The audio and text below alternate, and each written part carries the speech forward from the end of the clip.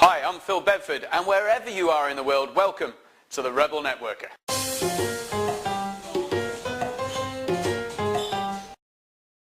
A lot of people involved in networking and referral marketing tend to take a very reactive stance to networking. They tend to wait for opportunities to come.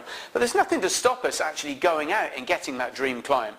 The trouble is we don't often know where to start or even who knows them.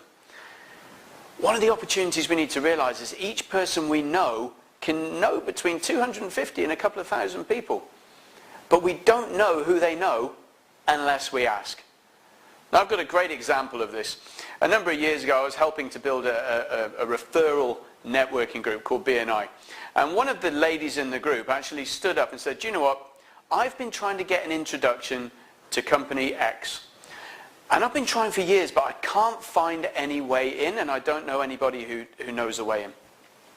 The guy next to her turned around to her and said, "Why did you never ask? He was at my wedding and I know him really well." It was her brother who knew the guy, but she'd never asked. A lot of the people we know will have access to these clients. We just need to engage our ask. Another way is to actually look at it online. We've got this great tool these days called LinkedIn. And LinkedIn will actually show you who you know who's connected to the people you need to know. So if you want an introduction to somebody, search the name and it will show you who you know who's connected to that individual. You can then build the relationships with the necessary people, take them offline, and when it's appropriate, ask for an introduction.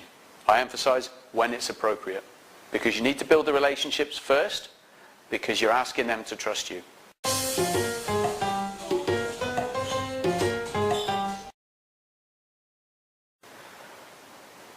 And this week on Ask Dr. Phil, I've had a question from John in the Philippines. And John's been doing some work on referral marketing by reading books. And he's been saying, "Do you know what, Phil? I'm actually in real estate and I've been setting up referral sources with mortgage brokers. Now, I thought this is what I was supposed to do, but I'm finding other mortgage brokers are already talking to them." Well, you know what, John? You've done the right thing, which is think about where your referral sources are going to come from. The challenge is a lot of people who have the same kind of knowledge will also go to those same sources, which means you're all fighting for referrals from the same source.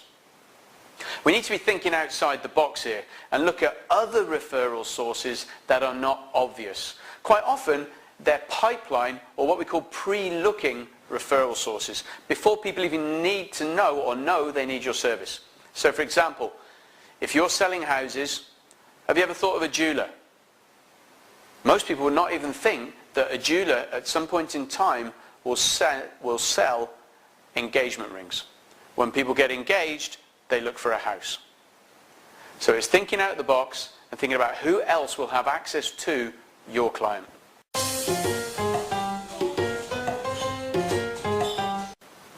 So that's this week's show, and I hope you've enjoyed it. Remember, if you enjoy these, you can get them regularly with no effort at all. Just sign up in the box here on the right-hand side and we'll send them to you so you don't have to do any work. We'll see you next week.